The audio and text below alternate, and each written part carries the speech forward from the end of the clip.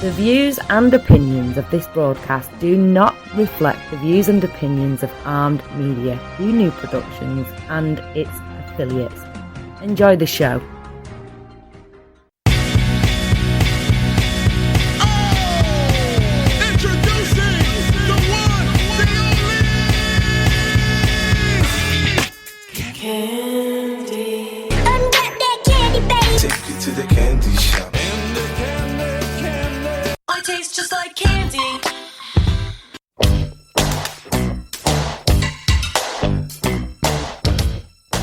What's up, everybody? Welcome to Ask for Candy, where we talk about healing, self-care, love, sex, relationships, and what it takes to be amazing on the daily. Who I am Candace Harper, lovecoach.com, and my purpose with this podcast is to create healthy romantic relationships all around the world, especially now that there's a worldwide health crisis and people are in need of love and connection now more than ever. But before we get to that, I want to send a shout out to Armed Radio and all the peeps around the world who are listening in on the broadcast. Don't forget to subscribe to Ask for Candy on Anchor. Also subscribe to Ask for Candy YouTube channel, Ask for Candy Podcast. And when you subscribe, even if you're busy on a Thursday night, you'll never miss a show. I'm a little bit behind with the YouTube shows, because it requires a little bit of editing and I get lazy when it comes to editing. But I will catch up, and there's some archives, there's some old shows that are already on the channel, definitely worth checking out. Also, you can follow me on Instagram at Candy Love Coach and at Ask for Candy Podcast. If you want to be entered in the Ask for Candy Cash App contest, stick around to hear the rules at the end of the show.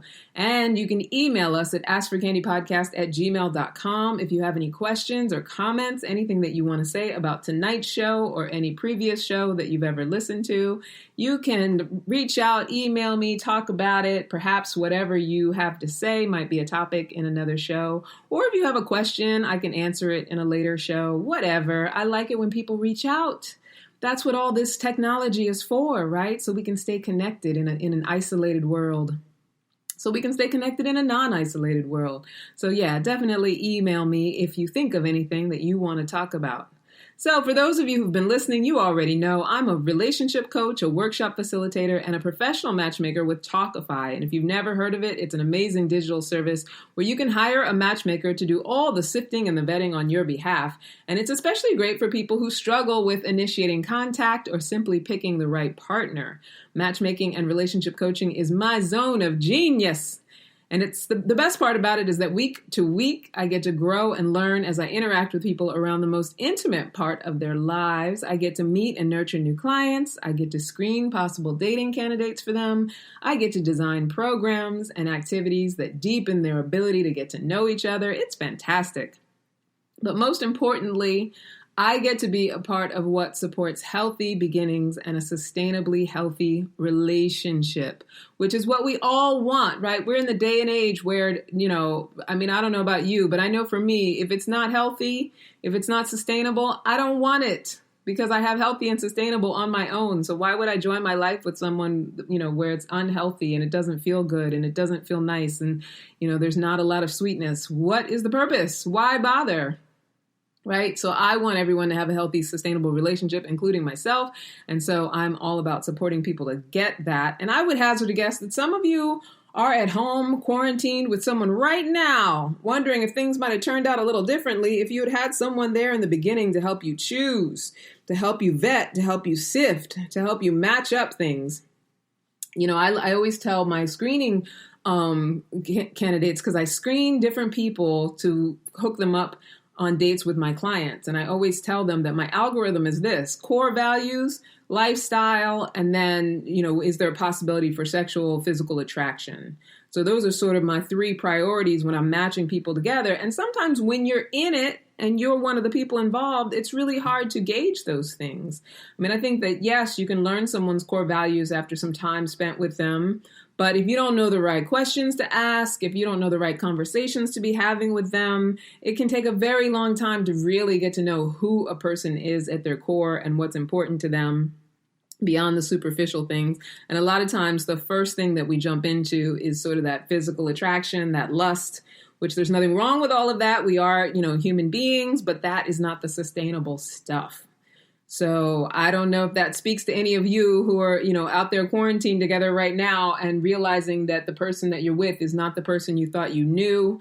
And now you're ready to, break quarantine with that person or whatever it is you might be going through. But the good news is that it's never too late to turn the ship around if both people are willing and able. Both people have to want to do it. It's very possible. And that's the other end of what I do as a coach. I often work with couples who might be burning down a little bit, or they're looking to turn the ship around because things might be falling apart. They might have just realized that they're with someone that they thought they knew, that they do not know. But more than anything, they want to learn how to communicate with each other in an honest and authentic way and learn some tools that they both can use in order to make good decisions about their future. And whether that means being together or not, that can be something that's amicable and talked about and all of that. But I digress. And I will tell you why I digress a little bit. Because if you know that the conflict and the turmoil that you're experiencing right now is a product of all your own historical shit, in other words, what if you and your partner have serious daddy issues or mommy issues that are unhealed and causing misery in your relationship? Or, what if you're single and you know that you've got some feelings that are standing in the way of having a happy love life, specifically some feelings around, someone who raised you? I'm writing a book about it. And so I am in distraction and digression and doing everything I can to not be as forthcoming about the fact that I'm going to read an excerpt from my book tonight. Now, it's the same way that I've been approaching writing it, because there's a lot of energy around it. And it's a lot of healing, that I do or have done and have talked about and continue to be on the journey of. And so I have resistance. And if you've ever written anything, if you've ever written a book in particular, but if you've ever even written a blog article that has anything to do with your emotions or something close to your heart, then you know that sometimes it can take a little something. So tonight I am very anxious and very nervous about tonight's show. Yeah. So, it's going to be a little different than my usual format. I'm going to read an excerpt from my book. It's called I'm Not Mad, But She's Still Crazy. Getting right with Mom for the Sake of My Love Life. I'm not mad, but she's still crazy. Getting right with Mom for the sake of my love life. And just to give you a little synopsis, the title is exactly what it is. It's about the attitude that I had about my relationship with my mother and how that impacted my love life over decades of time. So most of my adulthood attitude has been, I'm not mad, but she's still crazy. And it was sort of a lie that I was telling myself. Not only that I'm not mad, because I was mad. I had a lot of anger, a lot of unhealed anger, but that she's still crazy. So I had her in this box of my definition of crazy, my perception of crazy. And that's not to say that, my feelings were invalid. That's not to say that my perception, didn't need care and love and nurturing. That's not to discount any of my experience.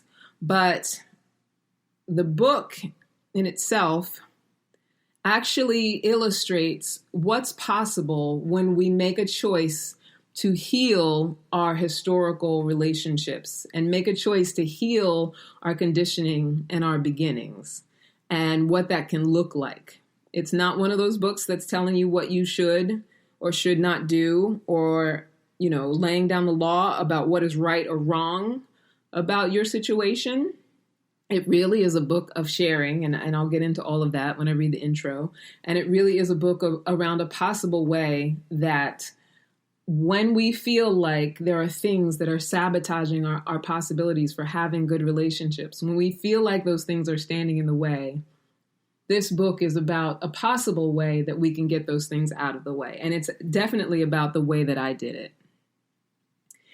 So the intro, I'll be reading the intro of the book, and it's entitled My Mother, Myself. And then I will be reading the second chapter, which is entitled Me, But With a Penis. If time allows, hopefully I'll be able to do the whole thing. I'm really going to do this. So before I begin, as the great Erykah Badu once said, keep in mind that I'm an artist and I'm sensitive about my shit. So please sit back and enjoy. I'm not mad, but she's still crazy. Getting right with mom for the sake of my love life. There's nothing more toxic to a relationship than refusing to have peace until the other person changes. Intro, my mother, myself. I want to talk about my life's evolution. I want it understood that change is why I believe I'm here. I believe it's why we're all here. But I'm not writing this to tell you how you should change. I'm writing this to share myself with you. My hope is that something about my story will grip your soul and you will be inspired and define your own evolution. My story needs to be told to complete my own healing. By selfishly taking charge of my wellness, I am being who I want to be in the world, and that's all that matters. I want to be someone who can show up in a big way and overflow with love onto others. I am clear now that I can't wholly give to anyone else what I refuse to offer myself. I'm grateful for change. I'm grateful for the power it gives me and how it has grown me. I'm grateful that I can transform my thoughts and beliefs. I'm most grateful that I can share my secrets and own responsibility for the way that I've been in my life, especially when what I was doing wasn't working out well for me. I'm calling myself out, mainly because all the things that I refused to name and continued to shame by keeping them hidden in the dark are what weighted me down in the abyss of depression and anxiety. The painful self-criticism that repeats itself over and over that may have once been my mother's voice, my older sister's voice, or someone else's perfectionism that I adopted longs to be handled, healed, and released. The fact is, judgment, criticism, and perfectionism are never ours to begin with. We inherit them through observation. And therein lies the danger of the mother-daughter relationship, the symbiosis and the sameness as it relates to the dysfunction. In other words, monkey see, monkey do. When I was young, I didn't listen to what my mother told me to do unless I was afraid not to. I often needed to be coerced with threats, and even then, my obedience was temporary. I did, however, in many instances, do what she did, become who she was, and follow the model of her relationship with herself. The entire time, I was unaware that the more I resisted, the more I was morphing into her. The more I morphed into her, the more my loathing of her manifested into self-loathing. Ultimately, it became impossible to love myself. Now we know why they say that cycles are vicious. A self-loathing woman can only raise a self-loathing woman. I was raised by a light-skinned Black woman who grew up in urban poverty during segregation. Her father was an alcoholic. She was the oldest of 7 siblings with whom she shared one room. Her mother was barely a woman herself when she gave birth to her. My mother was a victim of childhood sexual abuse, lived in a dangerous neighborhood, and was most likely never told that she was valuable. Her life, her education, her very existence is a miracle. That I am here as a product of her survival skills, educated and enlightened, at least enough to share these thoughts, is a miracle. She accomplished more than would ever be expected from her. She pushed through multi-layered personal limits to make sure her children would survive as well. With the crude emotional tools she was given, she raised us. She did the best she knew how to do. That said, it took me a few decades to be able to authentically and positively acknowledge my mother. It took about the same amount of time for me to identify her as just a human woman, separate from the title of mom. I didn't know it before, but it's been imperative to my healing that I be able to relate with my mother as more than just my mother, a possession. She wasn't just who I perceived her to be from my vantage point. Frankly, until I allowed myself to recognize her as something more, I was going to continue suffering from the impact of being just her daughter. I needed to heal our relationship, and allowing myself to do so is what set me free. The hardest thing to do is usually exactly what needs to be done. As I mentioned, I want to talk about my evolution. I want to talk about how I was able to heal and release that which was passed down to me, likely from generations of ill-treated women who used whatever they had to survive. Hopefully, you understand this is not a story of blame. I am not interested in making excuses for the massive amounts of negativity I produced in my own life. I am more interested in illustrating how I went from blaming to owning and transformed a relationship that would have otherwise disappeared in history as just another story of human failure. I also want to talk about how opening myself up to something different than what I knew to be the absolute truth offered me an avenue out of suicidal thoughts of worthlessness and into a purpose-driven, valuable existence that is bigger than this human suit my soul is sassing around in. Most importantly, I want you to know how my evolution was continually mirrored back to me through my love life. Everyone talks about loving yourself before you can love anyone else. Do we realize that the reason we need to love ourselves first is because each relationship we experience is merely a reflection of our relationship with ourselves? In this book, I'm going to share the 3 main things I learned and how I applied them to create my evolution. I want to share what I did to get right with my mom, and most importantly, myself. I want to share what it means to fall in love in the most sustainable, self-expressed, and authentic way possible. And that's the intro. Whew, that wasn't so bad. I survived it. So just so you guys know, we'll take a little break. You're the first audience that I'm sharing this with. I'm shopping editors right now, and so I do have a couple people who are reading it. And, they're going to send me a sample page so that I can figure out who will be the best editor for this book. But as far as really sharing, this much of the book, reading it out loud to anyone, you guys are the first audience. Whoever's listening now, wherever you're listening, this is the first actual recording of reading any parts of this book. So, and rather than just going through continuation and starting with chapter 1, I decided to skip and do chapter 2 because there's some things that I want to work out about chapter 1. I can tell you what the title of chapter 1 is so that chapter 2's, that it makes sense. But chapter 1 is anything but single, and it's how I became so great at settling. And so in chapter 1, I talk a lot about my relationship experiences throughout my adulthood, so that I can illustrate how my relationship with my mother affected those relationships and who I was showing up as someone who, really hadn't learned how to love myself yet.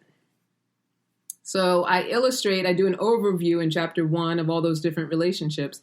And in chapter 2, which is entitled Me, But With a Penis, I get to really talk about what it meant to attract someone. And I always say we attract who we are, which is why when I'm coaching and, when I'm talking on the podcast, I talk a lot about raising your vibration and knowing who you are, knowing what's important to you, being in touch with your core values. The reason that I talk about all of that stuff the way that I do is because we attract who we are at any given moment. So wherever you are emotionally at any given time, you can attract someone. They say, oh, you can't get a man until you get happy, or you can't. No, you can attract someone at any period of your life. But that's why you always want to be cognizant of where you're at emotionally and what your emotional landscape looks like. You can attract friends at any period of your life.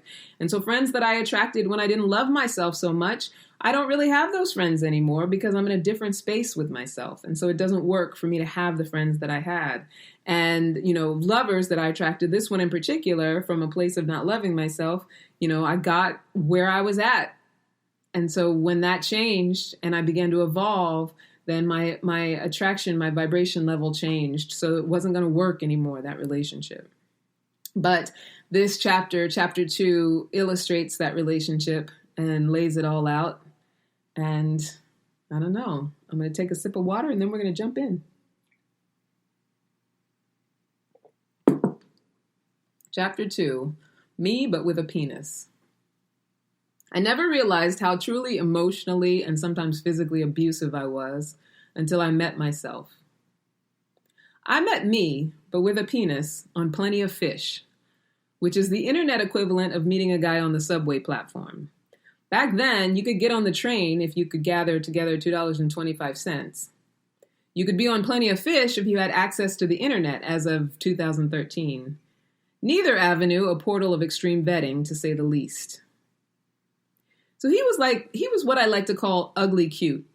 It doesn't sound desirable, but it was my attraction to ugly cuteness that had me clinically obsessed with Vin Diesel from 2002 to 2004. This guy was all of that unconventional big nose bravado, bald head, muscles, a high level of intelligence fringed by zero common sense. We've all known this guy. Clever enough to be emotionally manipulative, but resentful if you dare to flaunt your vocabulary. I overlooked more red flags than parents of school shooters when it came to this dude. He plucked me when I was ripe, desperate for dick and denying my own worth. I wanted so badly to be in a relationship, which is exactly a time in life when people should never get in a relationship. It's a sign that our judgment is clouded and that we are attracted to that which we have imagined in our minds.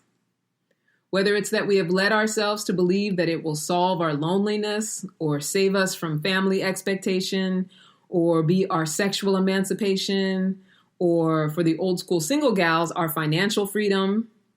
Any of the above reasons for believing that a relationship is the answer are a trap. Trapped is exactly what I was when he found me.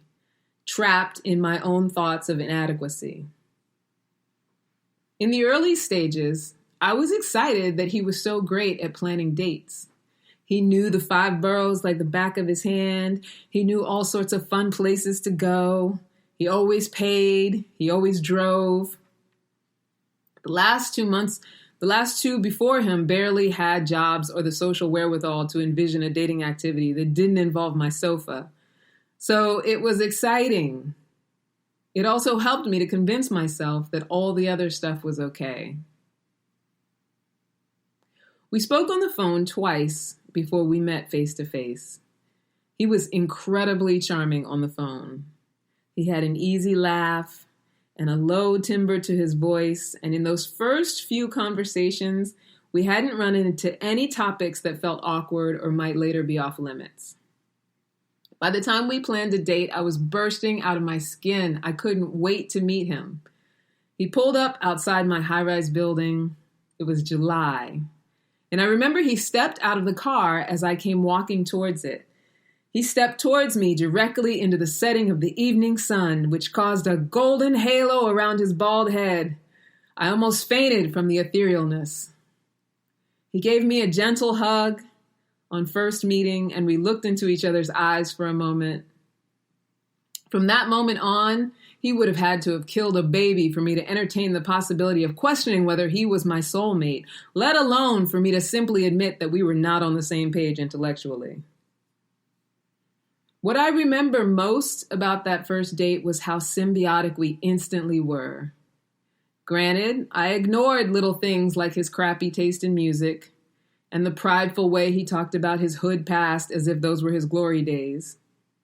I also called him a poet when he played me his rap demo from 15 years previous. Who cares that I listened to most of it like I was getting a tooth filled, cringing and waiting for it to end so I could shut my slackened jaw. The date lasted until 4 a.m, and he walked me to my door. I didn't realize until we got to the door that it wasn't chivalry. He thought that there was a chance that we were going to have sex. He had no idea that I had already categorized him as my boyfriend, which in my mind meant I would have to be manipulative. No sex on the first date, the second date, the third. As much as I'm not a big fan of Steve Harvey, I definitely was in such a space of desperation that I was willing to apply his act like a lady, think like a man hooking tactics because they work. Ladies, you will get a man. Now, there's absolutely no accounting for what you will experience with the man you've won through manipulation, but I can testify that it's most likely nothing good. So he left our first date denied. And for all intents and purposes, those first couple of months seemed right on track. We dated most weekends, and as long as I stuffed my little annoyances, in other words, kept ignoring the red flags, we got along pretty well. I don't remember when the first debate was sparked. The first time we were embroiled in a conversation about society and racism, we locked horns. Neither of us would relent. It went on for hours. I remember feeling so emotionally overwrought and frustrated, not just because we had a difference of opinion, but in hindsight, it felt like he was siphoning all my negative emotions and becoming more powerful. In the moment, I kept ignoring what my soul was telling me. You know, the rational things like, it's not worth the fight. You will never convince him. You don't have to convince him. You don't even have to date him. It's not up to you to change his mind. Let him see it differently. Stop fighting. Instead, I squashed my well-being, determined to fix this person and prove that I could make him see things my way. Little did I know that he didn't care about my perspective. He didn't truly even care about his own. His tank was overflowing with my negative emotion, so much so that the argument never really ended. We would just end up fucking. At the time, I took it to mean that he was so turned on by my passionate beliefs that he just couldn't help himself. It carried on that way for a solid 6 or 7 months. Him knowing all the things to say to trigger my unhealed emotions and abandonment issues, and me overloading him with all the narcissistic supply he could ever want, and believing that I had finally found someone who could stand in the face of my bad behavior and not leave. As all addictions do, it steadily escalated. After a while, the arguments about world problems lost their potency, like any other gateway drug. I resolved myself to sucking it up and leaving his opinions alone. What I didn't realize is that I was also cutting off supply. And if you know anything about narcissism, you know about narcissistic supply. And it could be good or bad in emotions. Narcissists just like to encourage your emotions so they can siphon off of them. I resolved myself to sucking it up and leaving his opinions alone. What I didn't realize is that I was also cutting off supply. What I also didn't realize at the time was that there could be no peace. He would find another way. Almost a year in, and after a break over the holidays, it began to seem as though things would fizzle out. I couldn't have that. I needed for this relationship to work out for all the wrong reasons. I unconsciously assumed that straight-up communication was not going to be the way to go if I wanted to force things. I decided to use social media and write a blog post about it. I titled it, "When a Great Guy Can't Commit." It was an honest journaling of what I knew as a relationship coach, what a self-loving single woman should do were she faced with a non-committal man that she wanted. However, I knew he would read it, and so I wrote it in a way that would manipulate his ego. After a month or so of riding the fence, he read the article and decided he wanted to make a relationship with me work. By April, we decided to move in together. Playing in the background were all of our addictions, his to my negative emotions, mine to his manipulatable ego. We were two narcissists, and our darkness was deepening. When I finally discovered, after a few months of living together, that he had been reading my personal journals and excavating through my old files on my computer to read personal details I had written and not shared, I think I may have hit my peak of outrage. For a while after he moved in, our fights had been growing more and more volatile, and I truly had never dealt with anyone who seemed to possess so much insight when it came to triggering me. He just always knew exactly what to say, and I couldn't for the life of me figure out how he just always knew exactly what to say to inflict the most dramatic shame response or to just send my heart into dangerous palpitations. I thought that it was the fact that he never forgave a single misstep and would hold grudges over the smallest of infractions. I told myself that I was just being a spoiled brat, expecting someone to put up with the way that I am. I kept convincing myself that there was something wrong with me and I needed to learn how to stop letting him be a trigger. And I wasn't wrong about that part. But little did I know he was actually scheming in order to feed his addiction to my emotions. He would read my diaries and find insidious ways to come at me with barrels blazing. He would accuse me of looking at other men days after we were out together somewhere. He would question my loyalty and chastise me for wearing certain things and further accuse me of being needy of the attention of strangers. It broke me down, mainly because in hindsight, it was true. I was in a relationship that I was trying to force to happen with a man who was grasping for control by any means, and every time he would call me out on my truest feelings, I would fear that the veneer was slipping. My biggest fear was that he would see the truth and know that I truly wasn't in love with him. I was trying my hardest to make him be in love with me. Even though I was unaware of what I was doing at the time, every time he would call me out, I would lose all sense of myself. I would drop my composure and engage. Long after he finally admitted that he'd been violating my privacy, I continued to stay the course for 3 more years. It still has only just dawned on me in this moment 6 years later that I did not stand a chance. Mainly because I wasn't dealing with someone who actually loved me either. How could he? All he knew of me is what I had shown him to trap him in a relationship. Honestly, I didn't truly know or love him either. I mean, I love him now because I'm grateful for the mirror he was. I accept that he came to me through my own call for divine healing. I love that he showed up unbeknownst to even himself to roundhouse kick me into my breakthrough aha moment and showed me that I had a lot of past to heal. But back then, we didn't love each other. We couldn't have. We didn't even love ourselves, at least not in any healthy way. The old cliche is that opposites attract. And perhaps that's true on the surface level. One may be shy, the other outgoing.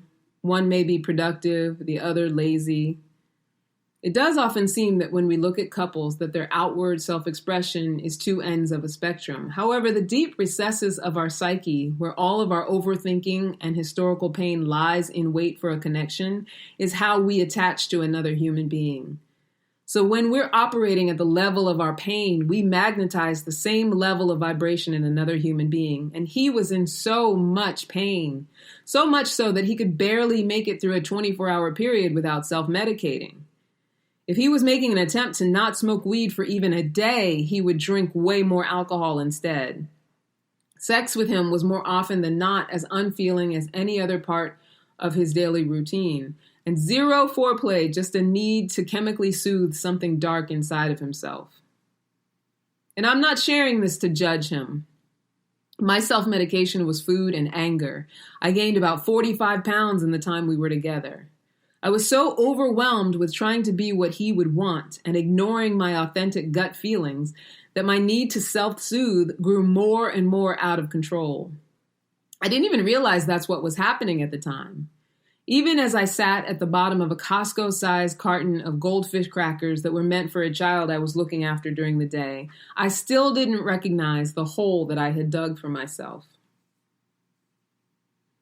I began making attempts to get pregnant. I was already in my 40s, but I told myself that it would be the thing that would make it okay for me. I would have someone who belonged to me, who I could pour all of my love into, and they would appreciate it and love me back. Right now, I'm wondering how many parents are reading this and recognizing what a bullshit story I was telling myself. We made hundreds of attempts to conceive, and 3 were successful. The longest term I made it to out of the 3 was 17 weeks.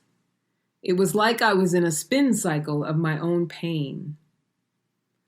When I look back, there were times in my life when I experienced smaller increments of this. I just didn't feel as though I understood how to live. I remember I used to find myself sobbing on one occasion and even speaking the words out loud, "I don't know how to live," through mucus-filled sniffs and twisted, ugly crying. I would miscarry our unborn and he would sit with me while it was happening. It seemed to be the only time that we showed each other real compassion. He never seemed to be all that sad about it, though. I assumed he had just gotten so good at being disappointed with life's tragedies that it didn't faze him too much. He would just let me lean on his shoulder and cry while I released the cells and tissues that represented our inability to create life with each other. We were just as much the same in those moments as we were when we were clawing at each other and pushing and calling each other names. We came to each other unhealed. We attracted each other with our vibration of woundedness. If you've ever left an abusive relationship, you know that often it's like getting out of movie quicksand. The more you fight, the more you are at risk of suffocating. I can't say when the exact moment happened that I truly committed to accepting the situation and getting out. I had been a student of personal growth for 10 plus years already when I met him. We even took landmark courses together, which seemed to only heighten the conflicting energy. At the time, I blamed those courses for making me even more miserable in the relationship. But when I look back, I realized that by studying to improve myself, I caused myself to see more clearly that my life was ill-fitting, like an outlet store bra. When I first started to realize that my life did not fit, I automatically began to do whatever I knew to do to fix it. By actually seeking the support of an outside source, I began to understand that what I knew to do was not working. The more I learned, the more I really understood what it was doing to my life, the more I understood the angrier I felt. In hindsight, it was just getting worse before it got better. I was finally torn down to such emotional desperation that I mentioned to an acquaintance that I needed help. For me, that was an enormous leap. I was the I got this girl. If having an abusive mother taught me anything, it's that I was on my own and needed to figure it all out by myself. She also taught me not to trust anyone with the real me because no one could be trusted. So it took for me to be so stripped down and bereft of solutions to approach this friend, and I'm not even sure why I chose her. She was kind enough, but I struggled with even liking her, much like a lot of the people in these courses. I was so desperate, though. She introduced me to another woman who was running a women's healing program in Brooklyn, a woman who I still count as a mentor to this day. It was in her program that I was inspired to begin healing. Her program was 12 weeks long, and the first time around, I barely made it halfway through. I just wasn't ready for who I was going to have to be in order to make it all the way through. My lone wolf syndrome started to kick in. I began to find things wrong with the situation. I got a day job that made attending the weekly sessions more challenging, and I put the rest of my energy towards the drawn-out ending of my relationship. I wasn't at the point where I understood what it meant to utilize a healing space. I perceived the program as just another thing on my list of things to do. So instead of continuing, I did what I've done throughout my life. I gave up and went back to what was comfortably uncomfortable. I immersed myself in work and stopped talking to my abusive partner altogether. And once I cut off his supply, he raised the stakes and finally left the apartment. From all outside appearances, I kept things moving. Never mind that my inner landscape was like Bosnia in 1995. I cried every day for months. I couldn't figure out how to put myself back together again. I tried to keep maintaining my life. I hadn't been able to afford my apartment without a struggle for a long time and ended up choosing a roommate out of desperation. It was as though the universe had a vendetta. She was a horrific person who seemed to go out of her way to be as filthy and inconsiderate as possible, and then act out with verbal insults and threats if anything was mentioned to her. In the 2 months she was in my apartment, there were many times I thought it might end in tragedy. Our arguments were so volatile, I was sure that one of us was going to die. One of the things that always resonated with me was a phrase my mentor often says, "When you spot it, you got it." And all I saw in her was a rancid, evil monster, and all I seemed to be attracting in my life was anger and vitriol. And sooner or later, I was going to have to admit to myself that I was attracting my own vibration. With this horror show roommate, the little entitled monster who I almost allowed to move in after her, my abusive ex-boyfriend, the 2 controlling women that I had previously dated, and the 13-year relationship that ended in usury non-commitment were all mirroring what was in my heart. I don't know the exact moment that I realized it, but I had returned to the Rites of Passage program, and by engaging with a community of other women who also had their stuff to heal, I got to see. At some point, I had told myself that I was going to be able to get away with not having healed my relationship with my mom. I thought for sure that I could successfully stuff the anger and compartmentalize it somewhere deep down in my soul, and that it would never affect my relationships because I could just be different. I didn't need to deal with any of that past stuff because I no longer lived with her. I could go no contact if I wanted to. It truly didn't matter. I lied to myself. All of the hurt and anger and feelings of not enoughness that I kept stuffing down and pretending like I could handle were slowly killing me and turning me into the same monster that I resented, which is why I look back now and I thank God for every single one of the women in that program, because they showed me who I was becoming and they set me off in a completely different direction. End of chapter 2. So that's the intro and chapter 2. And I want to kind of share with you the outline of the other chapters to get you interested, because I definitely, if this resonates with you, if you heard something within this that, speaks to your situation or speaks to your own want or need for healing, I want you to read this book. So I'm going to go through and tell you what the chapters are. Chapter 1, Anything But Single, which I did not read. So it's the intro that I read, My Mother, Myself, and then chapter 1, Anything But Single, How I Became So Great at Settling. And that talks about the different relationships that I did mention in chapter 2 as I was reading, but it talks about it in a little more detail. And then chapter 2, Me But With a Penis, which is the chapter that I just read. What do they really mean when they say we attract who we are? And that was the illustration of how I really attracted who I was at the time. Chapter 3 is called Blame It on Grandma.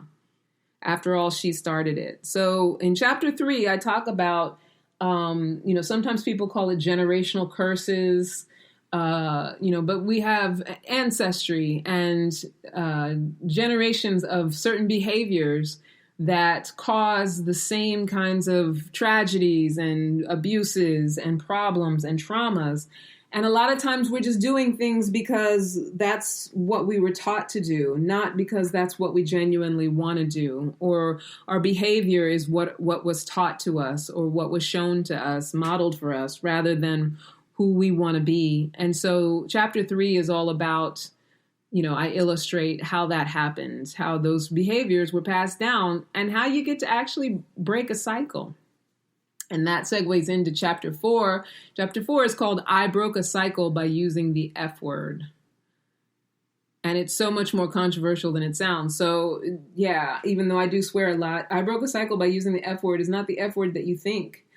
In chapter 4, I talk about forgiveness. And I've talked about forgiveness many times on different podcasts. And I know that it's a hot button topic. We just finished a whole month series about it in my Epic Healing Circle. And it's, there's a lot of energy around forgiveness and what it means and what it means to really do it. And there is a very healing, safe way to do it that's not victim blaming, that's not pretending to be nice, that's not, acting like Jesus. It's actually what forgiveness is. So I talk about that in the book and how to do that process and how I did that process. Chapter 5 is called Me Without My Historical Shit. So what it meant to start all over again without myself, all that identity of, being an abused daughter and blaming my mother for my life. I had to start all over again from a clean slate. Once I cleaned all that stuff up, there was nothing.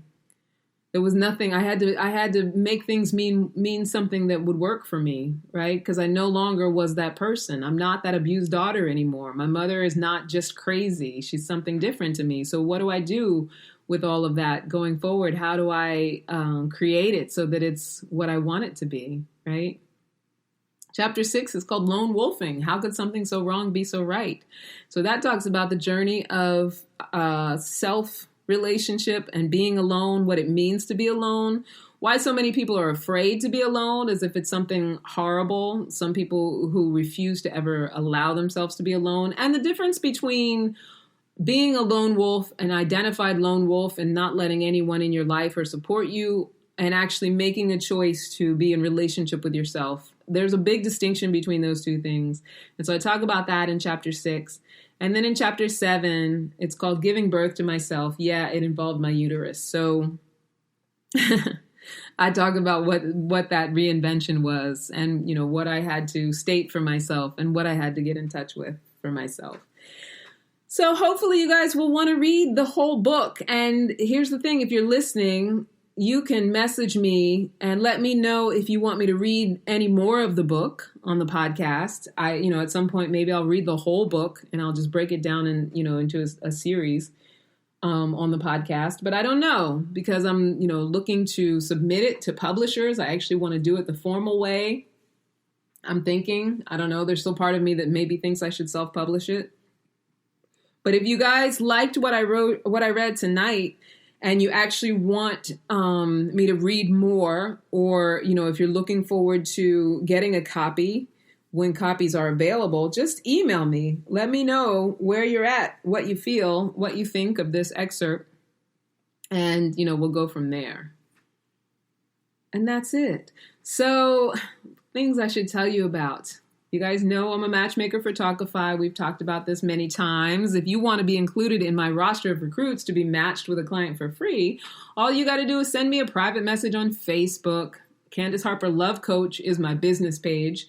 Tell me that you're interested and, send me your email and I will send you my recruitment link. And what you'll get to do is fill out a profile, just like if you were just on a regular dating site. But the great thing about Talkify is that it's not just some regular old dating site.